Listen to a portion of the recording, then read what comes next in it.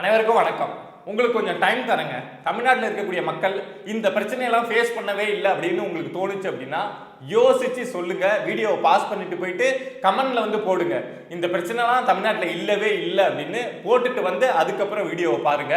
ஏன்னா அவ்வளவு பிரச்சனையை தமிழ்நாட்டில் இருக்கக்கூடிய மக்கள் தினமும் சந்திச்சுட்டு இருக்கோம். இந்த விஷயத்துல தான் கிடையாது, கீழே தொடங்கி மேலே வரைக்கும்னு சொல்லுவாங்கல்ல, அதை மாதிரி ஒட்டுமொத்த பிரச்சனையும் ஃபேஸ் பண்ணிட்டு இருக்கோம். பட் இப்போ இது வரைக்கும் நம்ம கேள்விப்படாத, ரொம்ப நாளா இந்த விஷயத்தை நம்ம கேள்விப்படவே இல்லை. பட் அந்த பிரச்சனையும் இப்போ புதுசா முளைச்சிருக்கு. ஸோ அதை பத்தி தான் பார்க்க போறோம். அதுக்கு முன்னாடி யோசிச்சு சொல்லிட்டீங்களா என்னென்ன பிரச்சனைலாம் இங்க இல்லாம இருக்கு அப்படின்னு? நான் எனக்கு தெரிஞ்ச பிரச்சனையெல்லாம் என்ன, என் மனசுல இருக்கக்கூடிய ஆதங்கத்தெல்லாம் ஃபர்ஸ்ட் கொட்டிடுறேன். எங்க எதுல எடுத்தாலும் பிரச்சனை அப்படிங்கிறது தொடங்குது அப்படின்னா பொதுவா போதைப் பொருள் மது பழக்கத்துல தான் பிரச்சனை அப்படிங்கிறது தொடங்கும். அப்படி பார்த்தோம் அப்படின்னா இங்க மதுவுக்கு அடிமையானவங்க அப்படின்னா நாமளே லிஸ்டே படிக்கிறோம். ஒரு நாளைக்கு 1 கோடி பேர் தமிழ்நாட்டில் குடிக்கிறான், டாஸ்மார்க்ல போய் குடிக்கிறான் அப்படிங்கிறத பார்க்குறோம். இதை தாண்டி கஞ்சா மாதிரியான போதைப் பொருள் அப்படிங்கிறது ஸ்கூல் பசங்கள்டேருந்து, காலேஜ் பசங்கள்டேருந்து, பெண்கள்டேருந்து எல்லாருமே ஒரு குக்கிராமம் வரைக்கும், சிட்டிலேருந்து குக்கிராமம் வரைக்கும் இந்த கஞ்சா, இந்த போதைப் பொருள் அப்படிங்கிறது அப்படியே பழக்கமா ரொம்ப இயல்பா கிடைக்கக்கூடிய ஒரு விஷயமா இருக்கு. ஒரு கடையில போயிட்டு ஒரு சந்தில நின்று ஈஸியா வாங்கிட்டு வர முடியுது. அந்த அளவுக்கு ஈஸியா கிடைக்கக்கூடிய ஒரு பொருளா இந்த போதைப் பொருள் அப்படிங்கிறது மாறி இருக்கு. இதை தாண்டி பெண்களுக்கு எதிரான குற்றம் அப்படின்னா சொல்லவே தேவையில்ல. டெய்லி ரயில்வே ஸ்டேஷன்ல ஒன்று நடக்குது, போலீஸ் ஸ்டேஷன்லயே ஒன்று நடக்குது, மருத்துவமனையில ஒன்று நடக்குது அப்படின்னு, பொது இடத்துல நடக்குது, காலேஜில் நடக்குது அப்படின்னு டெய்லி ஏதாவது ஒரு விஷயம் பெண்களுக்கு எதிரான குற்றங்கள் கேள்விப்படுறோம். இதை தாண்டி பள்ளி குழந்தைகளுக்கு எதிரான குற்றம் எத்தனை அளவுக்கு தெரியும்? போக்சோ வழக்குகள் இந்த 2025 மட்டும் எவ்வளவு போக்சோ வழக்குகள் வந்து பதியப்பட்டிருக்கு அப்படின்னு நமக்கு தெரியும். இதை தாண்டி ரவுடிசம் அப்படின்னு பார்த்தோம்னா ரோட்ல இங்க ஒருத்தன் வெட்டினா அப்படின்னு கேள்விப்பட்டு முடிச்சு அந்த ஷாக்ல இருந்து வெளியில வரதுக்குள்ள இங்க ஒரு அட்வொகேட் வெட்டி கொல்லப்படுறாரு, அங்க ஒரு மருத்துவர் வெட்டப்படுறார், இங்க ஒரு வழக்கறிஞர் வெட்டப்படுறாரு அப்படின்னு சொல்லிட்டு தொடர்ச்சியா எங்க பாருங்க ரவுடிசம், வெட்டு, குத்து. இதெல்லாம் நான் சொல்றதுலாம் இல்ல, இப்படிலாம் நான் எங்கேயுமே நியூஸ் கேள்விப்படல அப்படின்னா தாராளமா வந்து என் கூட ஆர்கியூ பண்ணலாம், உங்களுடைய கருத்தை வந்து தெரிவிக்கலாம். இல்லப்பா நீ வந்து ஓவர் டூவா இந்த விஷயத்த சொல்ற அப்படின்னா, ஏன்னா நான் பார்க்கக்கூடிய விஷயங்கள் டெய்லி இதை மாதிரி தொடர்ச்சியா ரியல் எஸ்டேட், நீ சொத்து வாங்க போறியா, அங்க ஏதாவது ஒரு ரவுடி வந்து பிரச்சனை பண்றான், நீ வேற ஏதாவது ஒரு பொருள் வாங்க போறியா, அங்க நான் தான் ஏஜென்ட், என்ன இல்லாம நீ எப்படி மீறி வாங்கலாம் அப்படின்னு ஒருத்தன் பிரச்சனை பண்ண போறான். ஒரு வேலை வாங்க போறியா, நீ என்ன மீடியேட்டரா வச்சுதான் வேலை வாங்கணும், எனக்கு இவ்வளவு பணம் கொடுத்தாதான் நீ வேலை வாங்கலாம் அப்படின்னு சொல்லிட்டு ஒட்டு மொத்தமா எங்க போனாலும் கரப்ஷன், எந்த ஒரு துறையில போனாலும் ஸ்கேம், எந்த ஒரு துறையில போனாலும் லஞ்சம் கொடுக்கணும், எனக்கு அவரை தெரியும் அதனால நீ நான் சொல்றதுதான் கேட்கணும், எனக்கு இவரை தெரியும் அதனால நான் சொல்றதுதான் கேட்கணும் அப்படின்னு எந்த துறையில எங்க எடுத்தாலும் பெண்களோ, வயசானவங்களோ, குழந்தைகளோ, ஸ்கூல்ல சேர்றதோ, இல்ல மருத்துவமனைக்கு போறதோ, கவர்மெண்ட் மருத்துவமனைக்கெல்லாம் போறோம் அப்படின்னா விரல் வலிக்குது அப்படின்னு போனோம்னா கையவே எடுத்துடுறாங்க. ஏன்னா அப்பதானே விரலே வலிக்காது அப்படிங்கிற அடிப்படையில தான் ட்ரீட்மெண்ட் அப்படிங்கிறது கொடுக்கப்பட்டு இருக்கு. நான் சும்மா சொல்லல, விளையாட்டுக்கு சொல்லல, பார்த்திருப்போம். பிரியா அப்படின்னு ஒரு ஃபுட்பால் பிளேயர் வந்து கால் வலி அப்படின்னு போனவங்க இறந்து போய் தான் வீட்டுக்கு போனாங்க. இதே மாதிரி உதாரணம் அப்படிங்கிறது நிறைய இருக்கு. இது மருத்துவமனையில மட்டும் கிடையாது, ஒட்டுமொத்த தமிழ்நாட்டிலையும் இவ்வளவு பிரச்சனைகள் இந்த ஊர்ல தான் அதிகமா இருக்கு. முன்னாடி எல்லாம் சொல்லுவாங்க சென்னையில தான் இந்த மாதிரி விஷயங்கள்லாம் அதிகமா நடக்கும் அப்படின்னு சொல்லுவாங்க. இப்ப அப்படிலாம் கிடையாது. சென்னையில தொடங்கி ராமேஸ்வரம் வரைக்கும் எல்லா ஊர்லயும் இந்த பிரச்சனை அப்படிங்கிறது பாலியல் வன்கொடுமையிலிருந்து போதைப் பொருள்லேருந்து எல்லாமே பரவி கிடக்கு. ஆனா இவ்வளவு பிரச்சனைக்கு மத்தியிலும் நம்ம கேள்விப்படாத இருந்த ஒரு விஷயம் அப்படின்னா கள்ள நோட்டு அச்சிடுவது அப்படிங்கிறத நம்ம கேள்விப்படாம இருந்தோம். ஒரு காலகட்டத்தில் தமிழ்நாட்டில் ரொம்ப அதிகம் அது கள்ள நோட்டு வந்து நம்ம ஒரு 10 நோட்டை வாங்குறோம் அப்படின்னாவே அதில் கள்ள நோட்டு இருக்கா அப்படின்னு ஃபர்ஸ்ட் செக் பண்ணுவோம். பட் அதுக்கப்புறம் அந்த எண்றதுக்கு வந்து மணி எண்றதுக்கு வந்து மிஷின்லாம் வந்ததுக்கப்புறம் அதெல்லாம் மாறினதுக்கப்புறம் இந்த கள்ள நோட்டு அச்சிடுற பழக்கம் அப்படிங்கிறது இல்லாமல் போச்சு. இப்போலாம் ஒரு நோட்டு வாங்குறோம் அப்படின்னா, ஒரு கட்டு வாங்குறோம் அப்படின்னா ரொம்ப பயப்படாம அதில் கள்ள நோட்லாம் இருக்காதுப்பா அப்படிங்கிற அளவுக்கு எல்லாருமே மைண்ட் செட் வந்துட்டோம். கரெக்டாக இருக்கான்னு எண்ணி பார்ப்போமே தவிர கள்ள நோட்டு இருக்கா அப்படின்லாம் பார்க்க மாட்டோம். அந்த அளவுக்கு மாறிடுச்சு. பட் இந்த நேரத்திலையும் கள்ள நோட்டு பிரிண்ட் பண்ணி ஒரு கும்பல் அப்படிங்கிறது மாட்டிருக்குங்க. இந்த விஷயத்தை நீங்க இப்போ ரீசெண்ட் இயர்ஸ்ல கேள்விப்பட்டிருக்கவே மாட்டீங்கல்ல. கள்ள நோட்டு அப்படிங்கிற ஒரு கலாச்சாரம் இருக்கு, அதை பிரிண்ட் பண்றதுக்கான முயற்சிகள் வந்து இங்க சில பேர் பண்ணிட்டு இருக்காங்க அப்படிங்கிற விஷயத்தை கேள்விப்பட்டிருக்கவே மாட்டீங்க. இதை யார் செஞ்சிருக்காங்க அப்படிங்கிறது தான் ரொம்ப முக்கியம். எங்க நடந்திருக்கு அப்படின்னா கடலூர் மாவட்டம் திட்டக்குடி பக்கத்தில் இருக்கக்கூடிய அதர் நத்தம் அப்படிங்கிற கிராமத்தில் நடந்திருக்கு. செல்வம் அப்படின்னு சொல்லக்கூடிய அவருடைய இடத்துல தான் இந்த கள்ள நோட்டு அச்சிடுற இந்த வேலை ஒரு ஷெட்டு போட்டு இதை செஞ்சிருக்காங்க.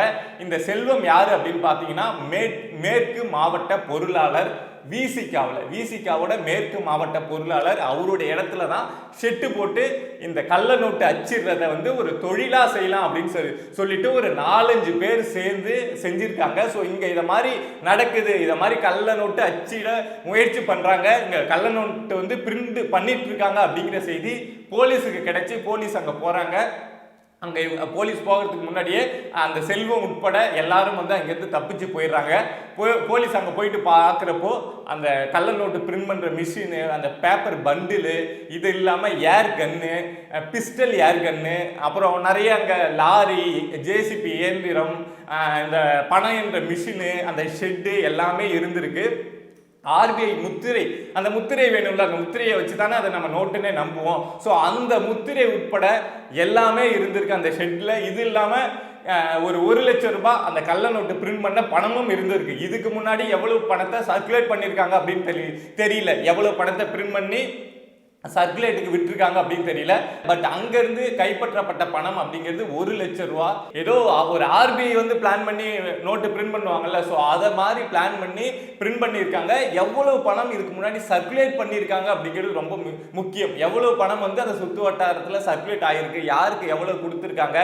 பொதுவாக இந்த கள்ள நோட்டு அப்படின்னா என்ன பண்ணுவாங்க அப்படின்னா, நீ எனக்கு வந்து உண்மையான பணம் வந்து 1 லட்சம் ரூபா கொடு, நான் வந்து உனக்கு 2 லட்சம் ரூபாயா கொடுக்குறேன் அப்படின்னு தான் ஒரு 10 வருஷத்துக்கு முன்னாடி அந்த விஷயம்லாம் நம்ம கேள்விப்பட்டிருக்கோம். ஸோ அப்படி எத்தனை பேரை ஏமாத்திருக்காங்க, இந்த பணத்தை கொடுத்து எத்தனை பேரை ஏமாத்திருக்காங்க அப்படிங்கிறதெல்லாம் இனிமேல் விசாரணைக்கு போக போக தான் தெரிய வரும். இப்போ அந்த செல்வம் அப்படிங்கிற விசிகாவோட மேற்கு மாவட்ட பொருளாளரை வந்து பதவி நீக்கம் அப்படிங்கிறத பண்ணியிருக்காங்க. அடிப்படை உறுப்பினர் இந்த பதவி நீக்கம் அப்படிங்கிறத பண்ணியிருக்காங்க. இதுல நமக்கு என்ன ஒரு கேள்வி அப்படின்னா, திருமாவளவன் வந்து எந்த பிரச்சனைக்கும் இப்ப திமுக ஒரு பிரச்சனை செய்யுது அப்படின்னா இவர் வாய் திறக்க மாட்டேங்கிறாருல்ல, அதே மாதிரி விசிகா தரப்புல இருந்து ஒரு பிரச்சனை நடக்குது அப்படின்னா திமுகவும் வாய் திறக்க மாட்டேங்கிறாங்கல்ல. ஸோ இப்போ இதை மாதிரி விஷயங்களை பார்க்குறப்பதான் நமக்கு புரிய வருது, 2 பேரும் ஒரு அண்டர்ஸ்டாண்டிங்ல தெளிவாக தான் இருக்காங்க. மக்கள் நாம தான் போட்டு வந்து குழப்பிக்கிறோம் போல. இவங்க வந்து நீ ஏதாவது ஒரு பிரச்சனை நடந்தா நீ கண்டுக்காத, என்ன நீ ஏதாவது ஒரு பிரச்சனை செஞ்சினா நான் கண்டுக்க மாட்டேன் அப்படின்னு ஒரு அண்டர்ஸ்டாண்டிங்ல தான் இருக்காங்க அப்படிங்கிறது தான் இந்த விஷயத்தை பார்க்குறப்போ நமக்கு தெளிவாக புரியுது. இதுக்கு முன்னாடி சிவகங்கையில காரைக்குடியில ஒரு போலீஸ் ஸ்டேஷனுக்குள்ள வச்சு ஒரு பெண் எஸ்ஐ வந்து தாக்கப்பட்ட விஷயம் தெரியும். அதை செஞ்சது விசிகாவோட இளைய கௌதமன் அப்படிங்கிற விஷயம் அப்போ ரொம்ப வைரலா பேசப்பட்டது. ஆனா 2 நாள் கழிச்சு அந்த எஸ்ஐ தான் தப்பு பண்ணாங்க அப்படின்னு அந்த விஷயம் மாத்தப்பட்டதுங்க. ஒரு போலீஸ் ஸ்டேஷனுக்குள்ள போயிட்டு இளைய கௌதமன் அப்படிங்கிறவரு இப்படி பண்ணாரு. ஆனா 2 நாள் கழிச்சு அந்த பெண் எஸ்ஐ தான் தப்பு பண்ணாங்க, இவரு தப்பு பண்ணல அப்படின்னு மாத்தப்பட்டது. ஒருவேளை இவங்க தப்பு பண்ணல அப்படின்னாலும் போலீஸ் ஸ்டேஷனுக்குள்ள போயிட்டு அப்படி பண்ணலாமான்னு ஒரு கேள்வி இருக்கு. உள்ள சிசிடிவி ஃபுட்டேஜ் இருக்கு, அதை எடுத்து செக் பண்ணலாம், இல்ல இதுதான் நடந்தது அப்படின்னு உண்மையை சொல்லலாம். ஆனா பூசி மொழுகிற வேலை இருக்குல்ல, ஒரு விஷயம் வந்து வெளியில தெரியக்கூடாது அப்படின்னா லைட்டா அப்படியே ட்விஸ்ட் பண்ணி விட்டு பூசி மொழிகிடுவாங்க. ஸோ அதுல விசிகாவினர் மேல எந்த ஒரு நடவடிக்கையும் எடுக்கப்படல. ஸோ இப்போ இந்த விஷயத்துல மட்டும், இந்த கள்ள நோட்டு விஷயத்துல மட்டும் நடவடிக்கை எடுக்கப்பட்டோம் அப்படின்னு நினைக்கிறீங்களா? எடுக்க மாட்டாங்க. சும்மா 2 நாளைக்கு தேடிட்டு பூசி மொழிகிட்டு ஸோ அப்படியே அமைதியா விட்டுருவாங்க. ஏன்பா விசிகாவுக்கும் திமுகவுக்கு என்ன அவ்வளவு நெருக்கமா, ஏன் விட்டுருவாங்க அப்படின்னா, அப்போதான் வேங்கை வயல் பிரச்சனையோ இல்லை வேற ஏதாவது ஒரு இடத்த வந்து இதை மாதிரி ஷெட்யூல்டு கேஸ்ட் பீப்புள் வந்து பாதிக்கப்படுறாங்க அப்படின்னா விசிகா வந்து சவுண்டு கொடுக்க மாட்டாங்க, அமைதியா இருப்பாங்க.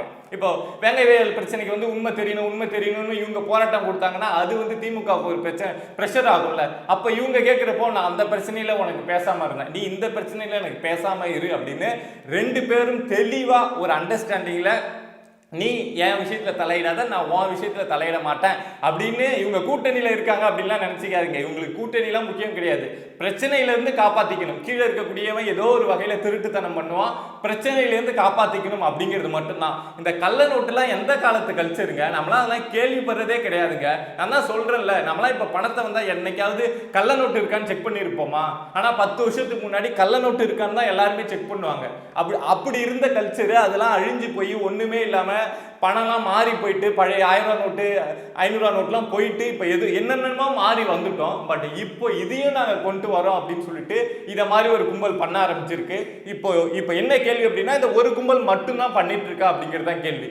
இந்த செல்வத்துக்கூட லிங்க்ல இருக்கக்கூடிய வேற ஒரு கும்பல் வேற ஒரு ஏரியாவில் பண்ணிட்டு இருக்கா, அந்த கும்பலுக்கு லிங்க்ல இருக்கக்கூடிய வேற ஒரு கும்பல் வேற ஒரு ஏரியாவில் பண்ணிட்டு இருக்கா, எவ்வளவு பணத்தை இங்க சர்க்குலேட் பண்ணி எத்தனை பேரோட கையில வந்து கள்ளநோட்டு வந்திருக்கு அப்படிங்கிற விஷயத்தை யோசிச்சு பார்க்கணும். இனிமே நம்ம கையில கூட பணம் வருது அப்படின்னா அதுல கள்ளநோட்டு இருக்கா அப்படின்னு செக் பண்ற அளவுக்கு நாம ஒரு சூழலுக்கு தள்ளப்பட்டிருக்கோம். ஸோ இப்போ நீங்க சொல்லுங்க, தமிழ்நாட்டில் நம்ம எந்த ஒரு பிரச்சனையும் இல்லாம தான் இருந்துட்டு இருக்கோமா?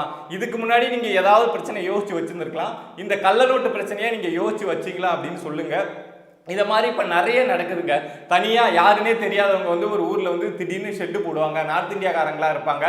என்னத்துக்கு போட்டிருக்காங்க என்னன்னு தெரியாது. நம்ம வேலையை பார்த்துட்டு நம்ம ஊருக்குள்ளே இருந்துட்டு இருப்போம். பட் வெளியில் வந்து ஒதுக்குப்புறமாக போட்டிருப்பாங்க. பட் அதுக்கப்புறம் பார்த்தா அவனுங்க 4 பேரும் பெரிய ஃப்ராடு பசங்க, போதைப் பொருள் வந்து அங்கேருந்து டிரான்ஸ்போர்ட் பண்ணுறாங்க, அங்கேருந்து கொடுக்குறாங்க அப்படிங்கிற மாதிரிலாம் அடிக்கடி விஷயங்கள் வந்து நம்ம கேள்விப்படுறோம். ஸோ ஊர் பக்கங்களில் முகம் தெரியாத யாராவது ஒரு 4 பேர் வந்து தங்குறாங்க, யாருன்னு தெரியல அப்படின்னா ஊர்ல இருக்கக்கூடிய 4 பேர் போயிட்டு கேளுங்க, நீங்க யாரு, எதுக்காக இங்க வந்து தங்குறீங்க, நீங்க என்ன ஊருக்காரங்க, உங்க ஆதார் கார்டை காமிங்க, பக்கத்துல இருக்கக்கூடிய போலீஸ் ஸ்டேஷன்ல சொல்லுங்க, இத மாதிரி எங்களுக்கு அடையாளம் தெரியாத 4 பேர் வந்து இங்க தங்கியிருக்காங்க, எங்களுக்கு சந்தேகமா இருக்கு அப்படிங்கிற விஷயத்த சொல்லுங்க. நம்மளுடைய கடமை முடிஞ்சு போச்சு, நாம ஏன்பா அப்படின்னு ஓரமா ஒதுங்கி போயிடாதீங்க. அந்த 4 பேர் நம்ம தெருவில் இருக்கக்கூடிய நம்ம ஊர்ல இருக்கக்கூடிய யாரோ ஒருத்தவங்களை ஏதோ பண்ண ஆரம்பிக்கலாம். அந்த 4 பேர் கொடுக்கக்கூடிய போதைப் பொருளாலேயோ அவனுக்கு பண்ணக்கூடிய தப்பாலேயோ நம்ம ஊர்ல இருக்கக்கூடிய பசங்க பாதிக்கப்படலாம், நம்ம ஊர்ல இருக்க பெண்களுக்கு அடுத்து அவனுங்களாலேயே பாதிப்பு வரலாம். ஸோ நம்மளுடைய பிரச்சனை கிடையாது, எவனோ எங்கேயோ தங்குறான் அப்படிலாம் விட்டுறாதீங்க. ஏன் இதை சொல்றேன் அப்படின்னா, கிராமப்புறங்கள்ல அவ்வளவு பேர் நார்த் இந்தியன்ஸ் வந்து அடையாளமே தெரியாது. இப்போ நம்ம ஊர்ல இருக்க தப்பு பண்றான் அப்படின்னா கூட அவன் யாரு என்ன, அவனுடைய விவரம் என்ன, அப்பா அம்மா யாரு, ஆதார் கார்டு எல்லாமே நமக்கு தெரியும். ஆனா அவன் தப்பு பண்ணிட்டு தப்பிச்சு போறான் அப்படின்னா அவன் யாரு என்ன அப்படின்னே தெரியாது. அவனை கண்டுபிடிக்கணும் அப்படின்னா திரும்ப போலீஸ் வந்து இங்கேருந்து நார்த் இந்தியாவுக்கு தேடிட்டு போவாங்க, அவ்வளவு செலவு பண்ணி. ஸோ இதுவே நம்ம கொஞ்சம் அவரா இருந்தோம்னா, யாரா நீ ஏன்டா இங்க வந்து தங்குற அப்படிங்கிற விஷயத்தை அவன்கிட்டையும் கேட்டுட்டு போலீஸ் ஸ்டேஷன்லேயே ஒரு கம்ப்ளைண்ட் அப்படிங்கிறத கொடுத்துட்டோம் அப்படின்னா நாமளும் கொஞ்சம் பாதுகாப்பாக ஃபீல் பண்ணுவோம். ஏன் இதை திரும்ப சொல்கிறேன் அப்படின்னா, இதை மாதிரி நிறைய இடங்கள்ல நானே பார்க்குறேன். சம்மந்தமே இல்லாதவன் நம்ம வீடு நம்ம ஊர் நமக்கு நல்லா தெரியும், ஆனால் பார்த்தா 4 பேர் திடீர்னு சம்மந்தமே இல்லாதவன் நடந்து போவான். அவன் யாரு என்னன்னே தெரியாது, நாமளும் நமக்கு ஏன்பா அப்படின்னு அமைதியாக இருந்துருவோம். ஸோ அப்படி அமைதியாக இருக்க போய் தான் இப்போ இந்த பிரச்சனைகள், இந்த போதைப் பொருள் அப்படிங்கிறது ரொம்ப குறையோடி போய் கிடக்கு. இங்க இருக்கக்கூடிய எல்லா பிரச்சனைக்கும் ஒரு ஆரம்ப புள்ளி, ஒரு 90% பிரச்சனைக்கு ஆரம்ப புள்ளி அப்படின்னு போய் பார்த்தோம்னா மதுவும் போதைப் பொருளும் தான். ஸோ அதை கட் பண்ணாவே இங்க பாதி பிரச்சனை குறைஞ்சிடும் அப்படிங்கிறது என்னுடைய முழு நம்பிக்கை. ஸோ அதை நம்மளால முடிஞ்ச அளவுக்கு எந்த அளவுக்கு குறைக்க முடியுமோ குறைங்க. இவங்க குறைப்பாங்க அப்படின்னு மட்டும் வெயிட் பண்ணவே பண்ணாதீங்க. இந்த கட்சி குறைப்பாங்க இந்த கட்சி குறைப்பாங்கன்னு வெயிட் பண்ணவே பண்ணாதீங்க. இந்த கட்சி செய்யறத இந்த கட்சி வந்து கண்ணை முடிக்கும், இந்த கட்சி செய்யறத இந்த கட்சி கண்ணை மூடிட்டு தனியா பாக்குறப்போ 2 பேரும் கை குலுக்கிட்டு எப்படி உன் பிஸ்னஸ்லாம் நல்லா போதா, என் பிஸ்னஸ்லாம் சூப்பராக டூப்பராக போகுது அப்படின்ட்டு தான் போவாங்களே தவிர இந்த பிரச்சனைகளை சரி செய்யவோ இங்கே மக்களை காப்பாற்றவோ இவங்க யாரும் வரல. இவங்க செய்யக்கூடிய நடவடிக்கைகளை பார்க்குறப்போ அப்படி தான் தெரியுது. ஸோ நீங்கள் உங்களுடைய விஷயங்களில் பாதுகாப்பாக இருந்துக்கோங்க. இதை மாதிரி சொசைட்டியில் நடக்கக்கூடிய விஷயங்களை, மக்களுக்கு எதிரான விஷயங்களை நீங்கள் தெரிஞ்சுக்கணும் அப்படின்னு நினச்சிங்கன்னா பிரபா டாக்ஸ் சேனலை சப்ஸ்கிரைப் பண்ணி சப்போர்ட் பண்ணுங்கள். நன்றி.